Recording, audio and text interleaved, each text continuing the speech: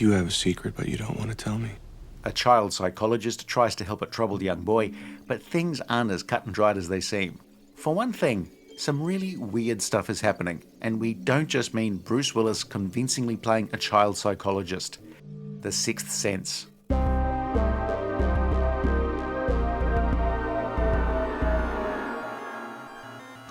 They used to hang people here.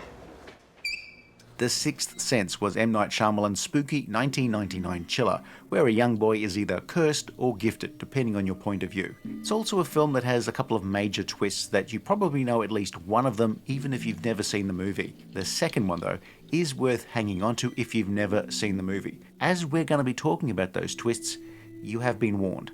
Also, to the dude with the dwindling friends list complaining about us providing a spoiler warning just because the film is however many years old.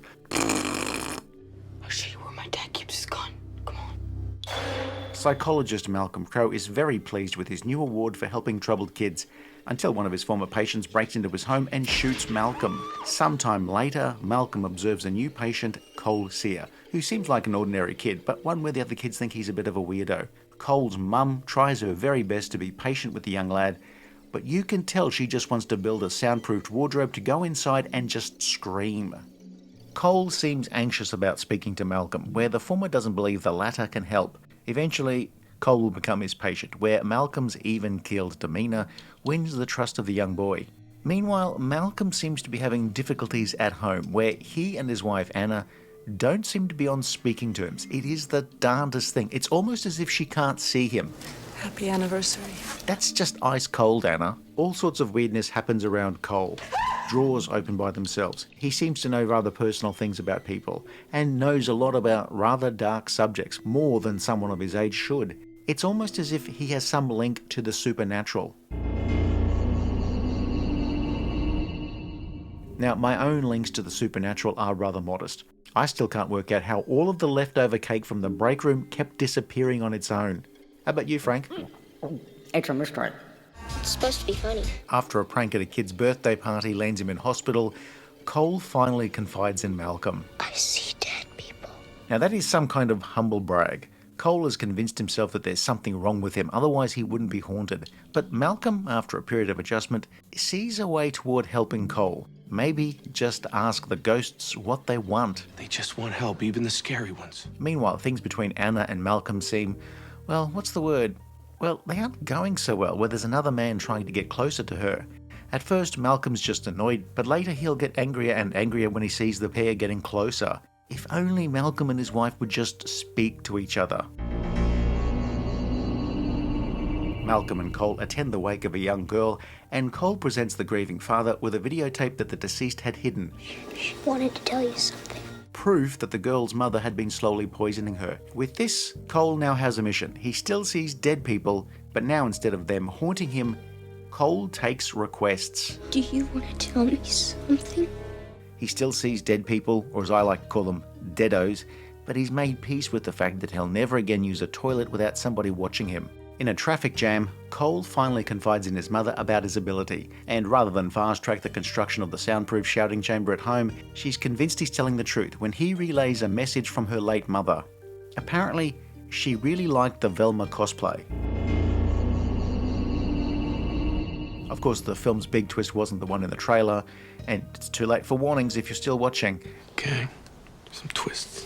Malcolm realizes he was actually killed when he was shot by Toni from New Kids on the Block at the start of the movie, which, depending on your point of view, was either really cool or just a little embarrassing. Malcolm finally realizes that he's unlikely to appear in a sequel. Or I could just be wrong.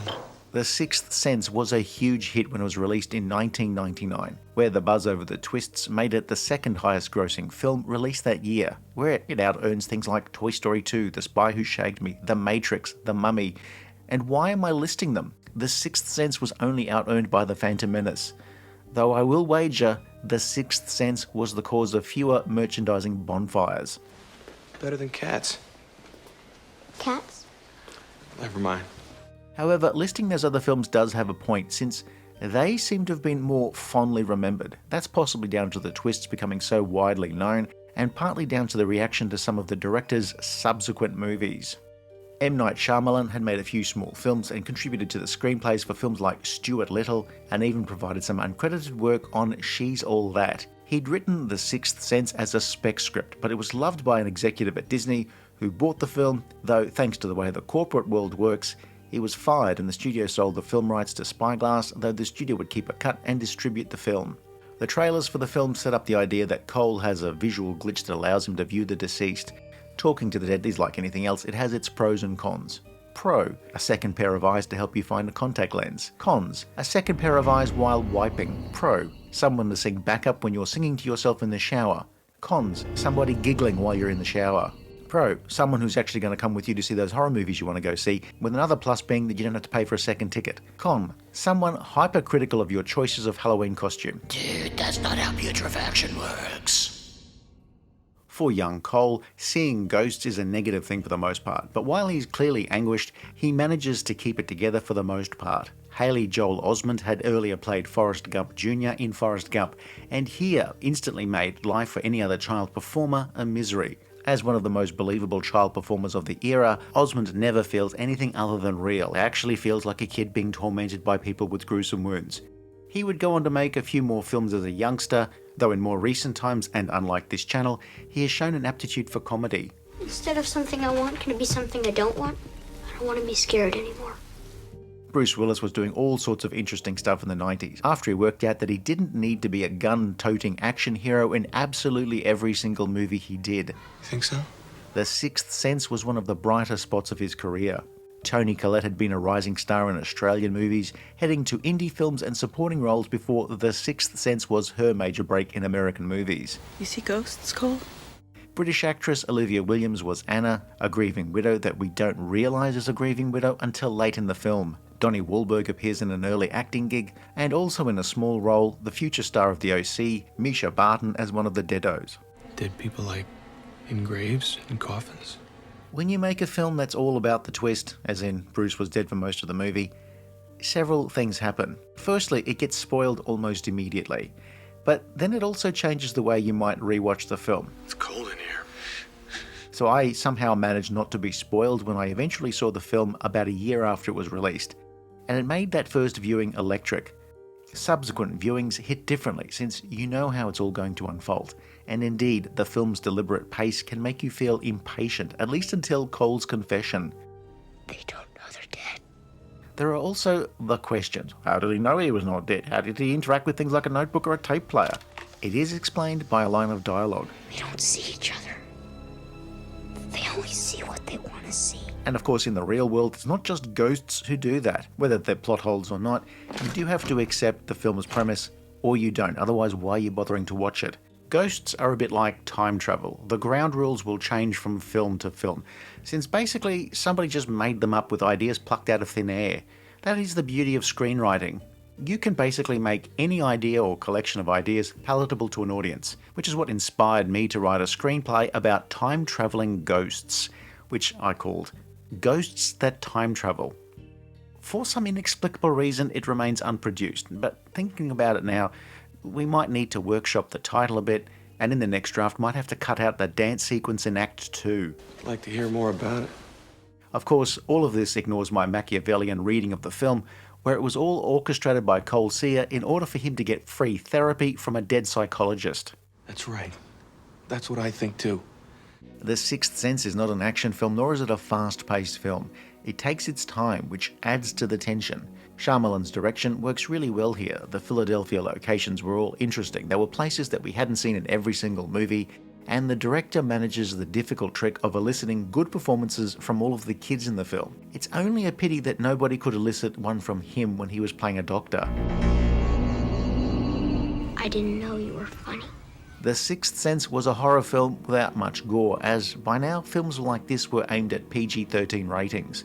It was more or less the Exorcist of its day, being a big mainstream horror hit made on a middle-range budget.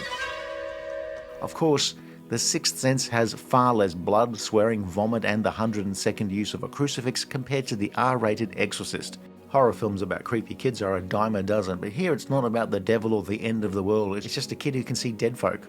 The film goes for chills rather than overt jump scares. It's not a film to make you sick to your stomach, but creepy nonetheless. Like what kind of twists? Give me an example. It's also one of Shyamalan's best films. He'd of course find himself in a place where he felt the need to top himself with the twist at the end of each new film, something that would very quickly move him from top-tier director with things like The Sixth Sense and its excellent follow-up Unbreakable, but then things would take a turn where often his films would be received with diminishing financial results and a level of outright mockery. You like hot dogs, don't you? That would turn around after a period in the wilderness, but a film like Split could only happen after a very long gap after The Happening. Someone got hurt. The Sixth Sense remains an iconic movie. I see dead people's a quote that's just become bigger than the film. Somebody go, ah. The movie has also been parodied and referenced everywhere. It's the prequel to The Sixth Sense. The fifth sense. The sense of smell. The Sixth Sense is a creepy take on a kid with some rather needy imaginary friends. If you enjoyed this review, please like and subscribe, leave a comment below, or check out some of our other videos.